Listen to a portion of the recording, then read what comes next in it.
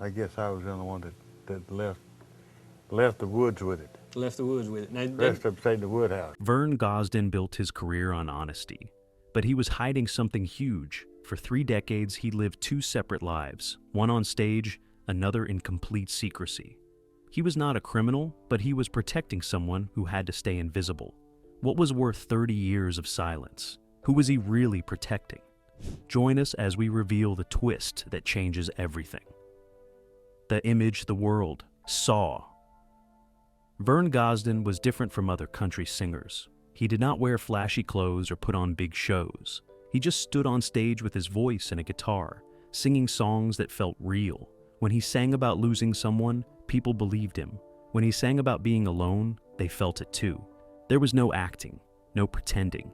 It was just Vern and the music. Fans called him the Voice, not because he had the best singing skills, but because he sounded honest.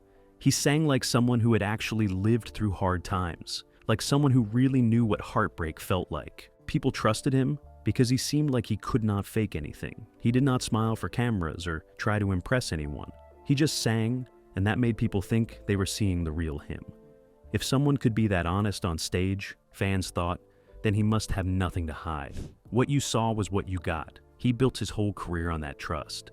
Album after album, he gave people the same raw honesty, the same real feelings.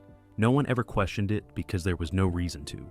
Vern Gosdin was exactly who he looked like, a man who had been through hard times and turned those feelings into music. That was the story everyone believed for decades. But what people saw was not the whole truth. Sometimes the best way to hide is to stand right in front of everyone and let them see exactly what they expect. Nothing more, nothing less. Sometimes being honest about one part of your life makes it easier to hide another part completely, and Vern was very good at this. What no one realized was that while the world was watching Vern Gosdin sing about his past, he was also living a completely different life that no one could see. One that meant he had to disappear sometimes without ever really leaving. The years that never added up. For most of his career, Vern Gosdin had a normal schedule. He announced tour dates months ahead of time, did radio interviews when new albums came out, showed up at festivals and award shows. But if you paid close attention, and almost nobody did, there were weird gaps. Times when he just was not where he was supposed to be. Shows that got canceled with no real explanation. Weeks when he vanished from the public view completely. At first, people made up their own reasons. Maybe he was drinking too much. Maybe he was dealing with personal problems. Maybe he needed time alone to deal with his sadness. Those answers made sense because they fit the image of a guy whose songs were full of pain. Of course he needed breaks sometimes. Of course all that emotion was hard to carry. Fans and people in the music business accepted it as normal, as the price of being Vern Gosdin. But the timing was weird. Tour dates did not always disappear when you would expect them to. Sometimes they vanished during times when Vern seemed totally fine, when he was recording new music or doing other appearances. Money moved in strange ways too. Royalties went into accounts that were not his. Payments were made to people whose names no one recognized, people who had nothing to do with music. Financial records showed money coming in from places that did not make sense. None of it was illegal. None of it made anyone suspicious because it was all just quiet enough not to draw attention. The weird stuff was small, easy to explain away as messy bookkeeping, or just how musicians handled money. But staying afloat is not always simple. Sometimes the hard part is not just surviving, it is staying hidden while everyone is looking right at you. The years that did not add up were not mistakes. They were carefully built to create just enough confusion that nobody would ask the right questions. The truth was not that Vern was falling apart during those missing years. It was that he was protecting something that required him to live 2 completely different lives that could never cross paths. The Bakersfield years. Revisited Bakersfield, California was known for country music, but it was also known for something else. It was a place where people could disappear, without really disappearing. A city big enough to get lost in, but small enough that the right connections mattered. During the 1970s and early 80s, Vern spent time there, more time than his official schedule ever showed. He was not there for concerts or recording sessions. He was there because Bakersfield had a network of people who knew how to stay quiet. These were not criminals, not gangsters or drug dealers. They were fixers, people who solved problems that no one wanted to talk about. They helped musicians who owed money they could not pay. They made legal troubles go away. They knew how to move people around without leaving a trail. Vern became part of this circle, not as someone who needed help, but as someone who was helping. He was friends with men who worked behind the scenes, men who arranged things, who made phone calls that changed situations, who knew when to stay silent. These were not famous people. Most of them never had their names in papers or credits on albums, but they kept the music world running when things got messy. No one thought it was strange that Vern knew these people.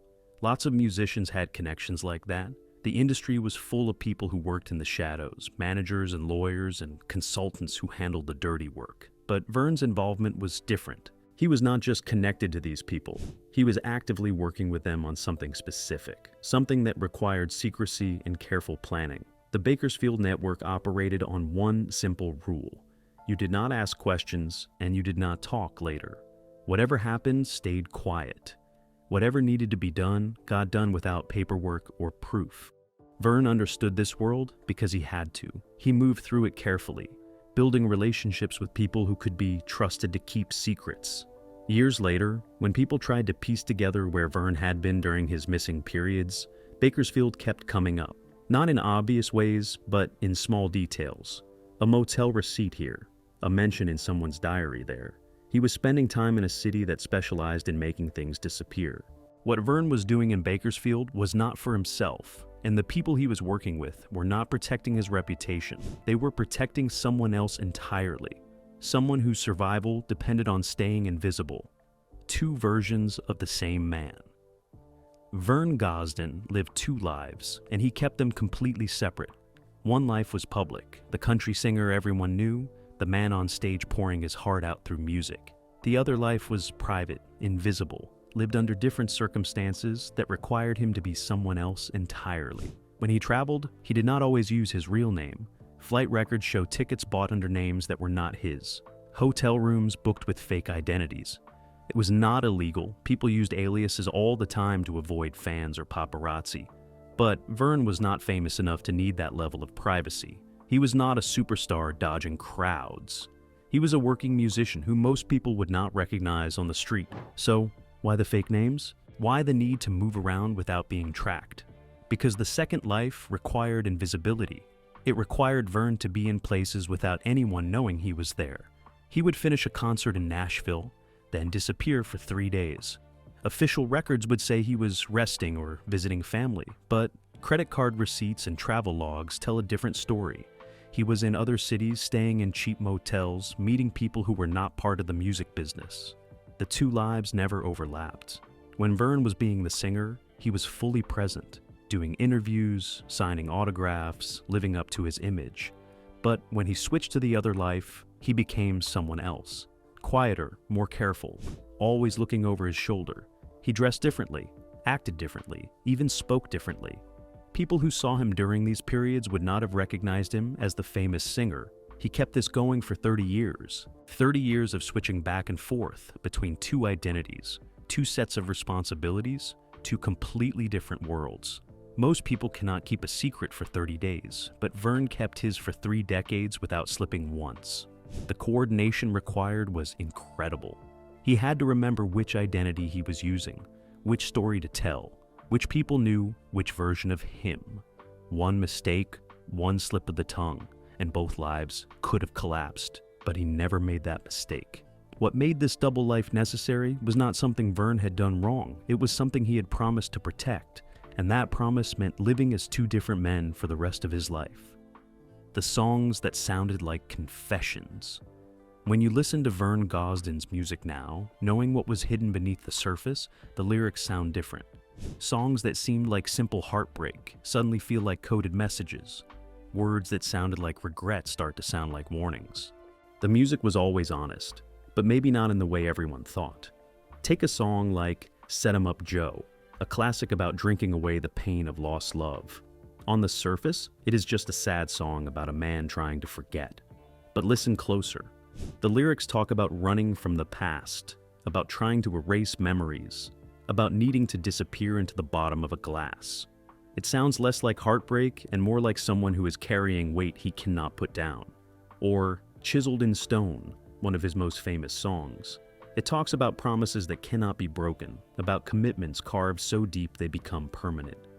Fans always thought it was about marriage, about love that lasts forever. But what if it was about a different kind of promise? What if it was about loyalty to something that could never be undone? A decision that was set in stone the moment it was made. Song after song, the pattern appears.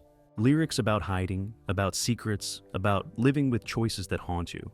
Lines about being two different people, about wearing masks, about saying goodbye without ever really leaving. At the time, people heard these as metaphors for love and loss. Now they sound like instructions, like a man explaining his life in the only way he could. Vern never wrote songs that were too obvious. He never confessed directly, but he left clues in the music, little hints about the double life he was living. The songs were his way of telling the truth without actually saying it, of being honest while still keeping the secret, and the drinking, the alcohol that everyone thought was destroying him, was how he managed to keep both lives going without breaking down. The music was real, but it was not autobiography in the way people thought. It was a carefully constructed message to anyone who might one day figure out what Vern was really protecting all those years, why he drank so much. Everyone knew Vern Gosdin drank. It was part of his image, part of the tortured artist persona that made his music feel authentic. Fans saw it as proof that he really was suffering, that the pain in his songs came from a real place. The industry accepted it as normal, just another country singer battling his demons with a bottle. But Vern's drinking was not about demons. It was not about heartbreak or depression or the weight of fame. It was about survival. It was about staying numb enough to function in both lives without losing his mind. Living a double life for 30 years takes a toll. You cannot be two different people without something inside you starting to crack. The constant switching, the constant lying, the constant fear of being discovered, it wears you down. Vern needed something to dull that pressure, something to help him sleep at night, knowing that one wrong move could destroy everything. Alcohol was his buffer. It let him perform on stage while keeping enough emotional distance that he did not accidentally reveal too much. It helped him get through meetings in his secret life without showing how exhausted he was. It gave him just enough separation from reality that he could keep going. Sobriety would have made the double life impossible.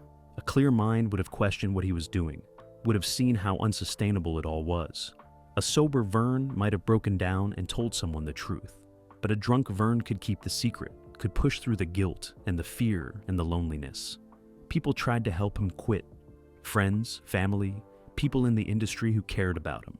They staged interventions, offered support, begged him to get clean, but Vern always refused, not because he did not want to stop, but because he could not. The drinking was not a problem he needed to fix. It was a tool he needed to survive. And the cruel irony was that everyone saw his drinking as a weakness, as something that was destroying him. They had no idea it was the only thing holding him together. It kept him functional enough to maintain both lives, but it also meant he was slowly destroying himself to protect a secret that was never really his to begin with. The paper trail. No one followed. Money leaves tracks.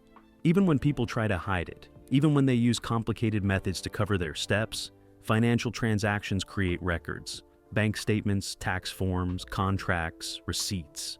Someone who knows where to look can always find the trail.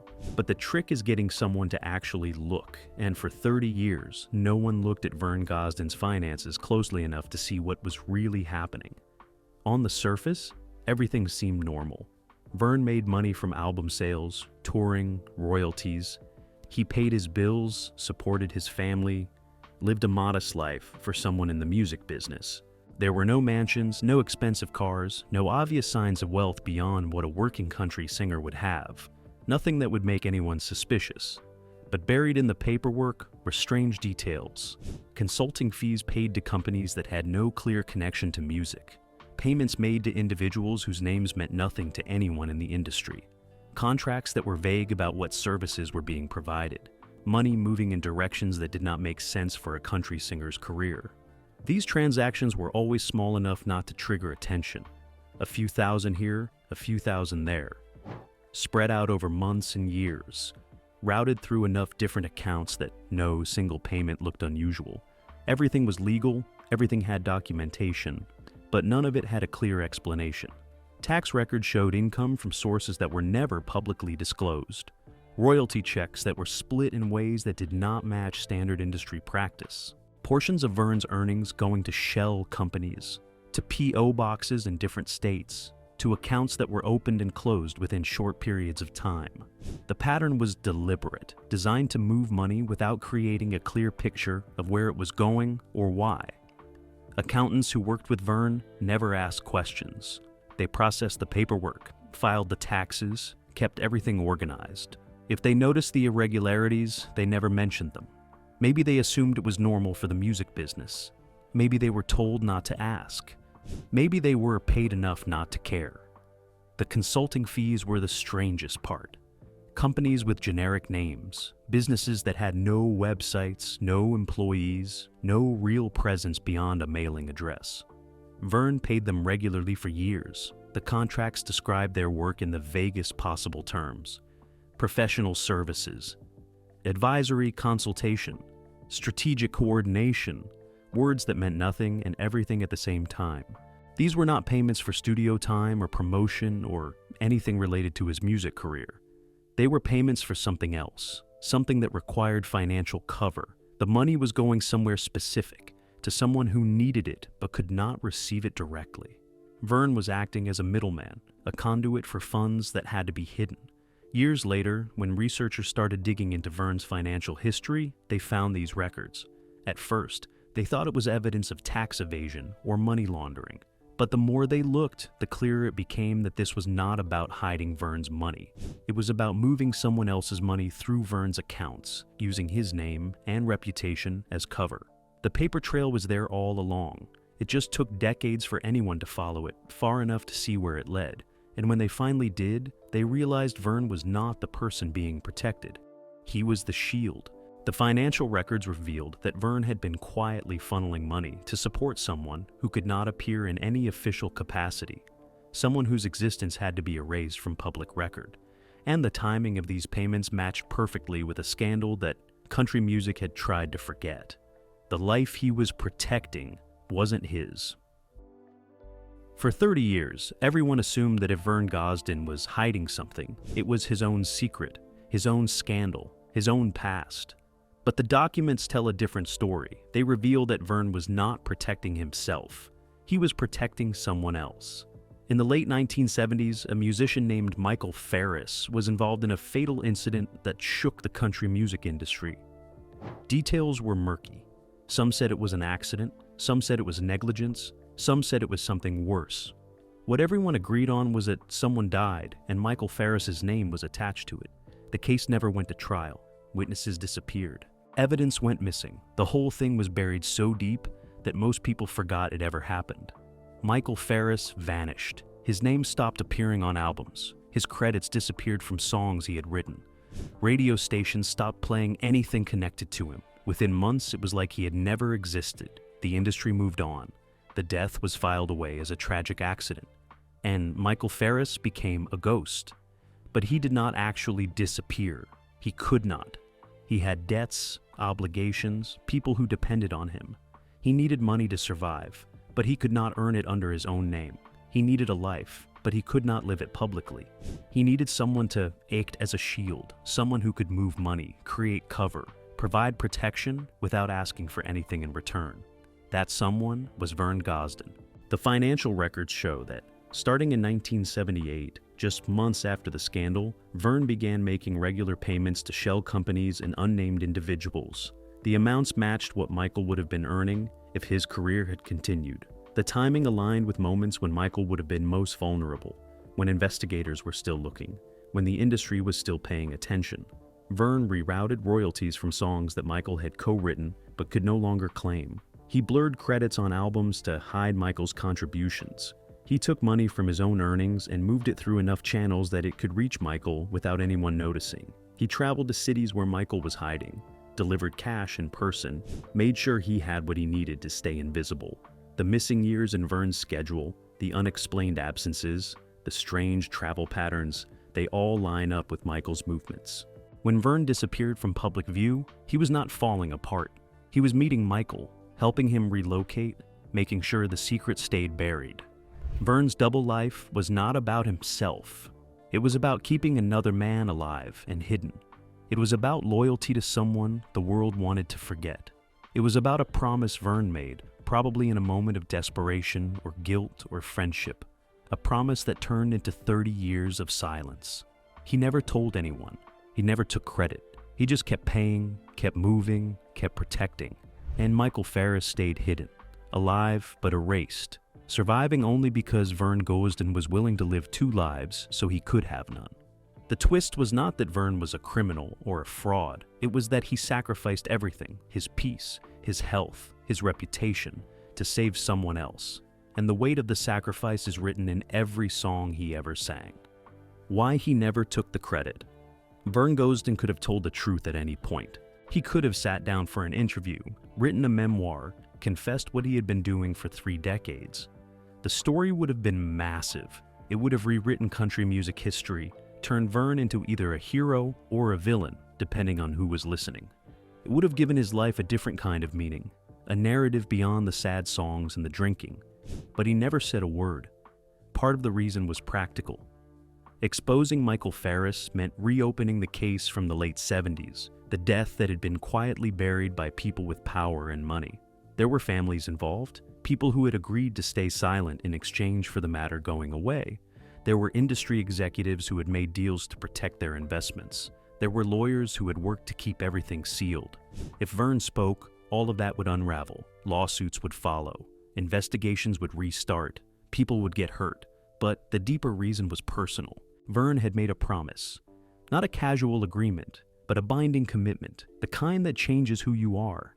He had looked Michael in the eye during the worst moment of his life and said he would help. That promise became the foundation of everything that followed. Breaking it, even decades later when the danger had passed, would have meant betraying the core of who Vern was. Michael was not innocent. Vern knew that. Whatever happened in the late 70s, Michael was responsible in some way. But Vern also knew that the punishment Michael faced was not about justice. It was about the industry protecting itself, about making an example, about erasing someone who had become inconvenient. Vern saw that as wrong, and he decided to do something about it. The cost was enormous. Vern's marriage suffered because he could not explain the absences, could not tell his wife where the money was going, or why he disappeared for days at a time. His health deteriorated because the stress and the drinking were grinding him down. His career stalled because he could not fully commit to it, could not tour consistently, could not build the momentum that might have made him a bigger star. But he never complained. He never asked for recognition. He just kept going, kept protecting, kept carrying the weight. Other people might have cracked, might have decided the sacrifice was too much. Vern never did. The promise was more important than his own comfort, more important than fame or money or even his own survival. He took the secret to his grave because that was what loyalty meant to him. Not conditional loyalty, not loyalty that expired when it became inconvenient. Real loyalty, the kind that lasts until the end. By the time Vern died, the secret had become part of him, woven so deeply into his identity that separating the truth from the man was impossible. And the music he left behind was not just art. It was evidence of a life spent protecting someone the world had forgotten. The weight that finally broke him. By the end of Vern Gosdin's life, the music sounded different. Not worse, but tired. The voice was still there, still honest, still carrying emotion that felt real. But underneath it was exhaustion, the kind that comes from carrying something too heavy for too long. Fans noticed but assumed it was age, or the drinking, or the natural decline of a man who had lived hard. They were not wrong, but they were not seeing the full picture either. The double life had become unbearable. For 30 years, Vern had managed to keep both worlds separate, but time wears down even the strongest walls. The constant vigilance, the constant fear of exposure, the constant lying to people he loved, it all accumulated into a weight that was crushing him. Michael Ferris was still alive, still hidden, still dependent on Vern's protection. The money still needed to move. The cover still needed to hold. But Vern was running out of energy. His body was breaking down from decades of alcohol overuse. His mind was slipping from the strain of maintaining two separate realities. He was tired in a way that sleep could not fix. The songs from his final years reflect this. Lyrics about being ready to let go, about having nothing left to give, about the relief that comes with the end. Fans heard them as reflections on mortality, on a man facing his final chapter. And that was true. But they were also about the secret, about the burden he had been carrying since the late 70s, about his desire to finally put it down. But he could not. Even at the end, even when his health was failing and he knew his time was running out, Vern could not break the promise. Michael was still vulnerable. The truth could still destroy him. So Vern kept silent, kept protecting, kept carrying the weight even as it killed him. The double life was never about deception for its own sake. It was never about greed or selfishness or criminal intent. It was about loyalty, about guilt, about a promise made in a moment of crisis that became a lifetime commitment. Vern gave up his peace, his health, his chance at a bigger career, all to keep one man safe. And in the end, the weight of that sacrifice broke him. Not suddenly, not dramatically, but slowly, steadily, grinding him down until there was nothing left. The music carried the truth the whole time. People just did not know how to listen for it. Vern Gosdin died without ever revealing what he had done, and the world mourned him as a talented singer who had struggled with demons, never knowing that the real story was not about his own pain, but about the man he had spent 30 years keeping alive in the shadows.